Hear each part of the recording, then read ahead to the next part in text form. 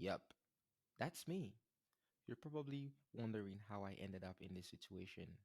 Let's start from the beginning. Welcome to the first episode of If You Don't Know, Now You Know. I am your host, Kamuskay Kamara, and today we will be discussing a crucial topic about Hollywood stereotypes and how the world sees things from the biased media perspective. Before we dive in, let me share a little bit about my background. During the midterm break, I embarked on a life changing civil rights tour organized by the Carter G. Woodson Center. We visited various museums and memorable sites across Washington, D.C., North Carolina, Memphis, Tennessee, Alabama, Mississippi, Atlanta, Georgia, and Maryland. This journey allowed me to learn more about my ancestors who were sold like goods during the transatlantic slave trade. Did you know that my home country, Sierra Leone, located in West Africa by the Atlantic Ocean, was a major hub for slave traders? After abolishment of slavery, many freed slaves were sent back to Sierra Leone, which is how our capital city, Freetown, got its name. Now, let's talk about the main focus of today's episode: the past, present, and future of Hollywood stereotype against black characters. As a black African male aspiring to enter the entertainment industry, I am well aware of the challenges that people of color have faced and continue to face. It is crucial that we address the unfair, unequal, stereotypical, and biased treatment that Hollywood has perpetuated. Did you know that in the past, black scenes were often portrayed by white actors wearing blackface? Yep, it is shocking and disturbing reality that we must acknowledge. If you haven't already, I highly recommend watching the movie Bamboozled, directed by Spike Lee. Bamboozle is a movie that makes fun of how messed up television network can be, especially when it comes to showing black people in a bad light.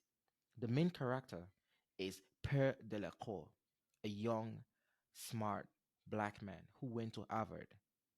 He's the only person of color as a writer from a struggling TV network. Even though he tries hard, the network keeps turning down all his amazing ideas. But then something crazy happens. The networks finally agrees to make one of his shows, but there's the catch. It is a show that makes black people look really bad. Like, it shows them as being lazy and violent. In fact, the two main characters are even named Eat and Sleep, which is pretty messed up. Oh, and get this, the actors in the show are wearing blackface. Yeah, it's that bad. The show becomes a big hit, but it's for all the wrong reasons. It's basically making a joke out of black stereotypes and reinforcing all these negative ideas about black people. Per realizes he's made a huge mistake, but then it's too late. I want a show that will make headlines. The Huxtables, Cosby, a genius, revolutionary. But we can't go down that road again. The network does not want to see Negroes on television unless they are buffoons. Have you ever thought about just quitting? I have a contract. The only way I get out of that is if I get fired. And that is what I intend to do. I know you're familiar with minstrel shows, variety shows, like in Living Color. Right. That was dope. Man Tan, the new millennium minstrel show. We're gonna need a little more money for this. This could be bigger than Friends, Ally McBeal, even my boys Amos and Andy. You're putting white actors in blackface? We're using black actors with blacker faces.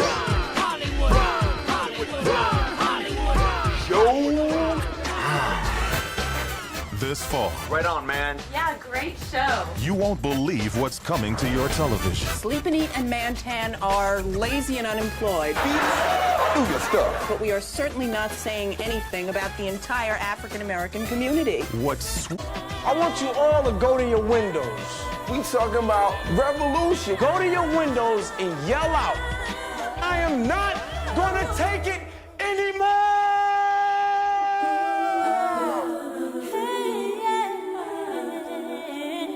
I don't want anything to do with anything black for at least a week.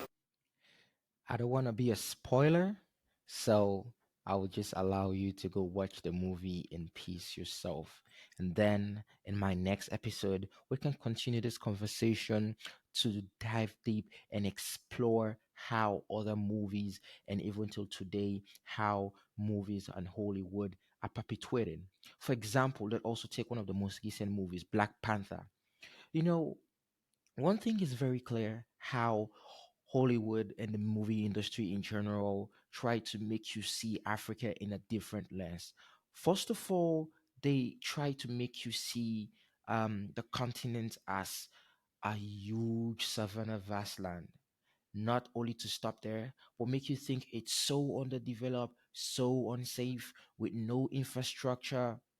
Somebody was asking me if I own a pet lion. And I was like, no, my dad is rich. So I basically use broom to fly, which was very sarcastical. And they really thought I was even saying the truth. I was like, but I'm not going to blame them because I myself sometimes have seen the world in a lens of Hollywood. This is why it is very important for each and every one of us to be skeptical about what we consume from the media. Throughout this episode, we will explore the contribution and influence of Africans American in the entertainment industry. While it is important to celebrate their achievements, we must also shed light on the persistent stereotypes and bias that continues to plague Hollywood. As we delve deeper into the topic, I want to emphasize the importance of creating change within the industry. It is not enough to simply acknowledge the problem. We must actively work towards a more inclusive and representative media landscape. So the question is, what can we do to make a difference? It starts with educating ourselves and others about the impact of stereotype in media. We must support films, TV shows, and content creators who prioritize authentic representation and diverse storytelling. By using our voices and our platforms, we can push for systemic change within the entertainment industry. Remember, change doesn't happen overnight, but every small step counts.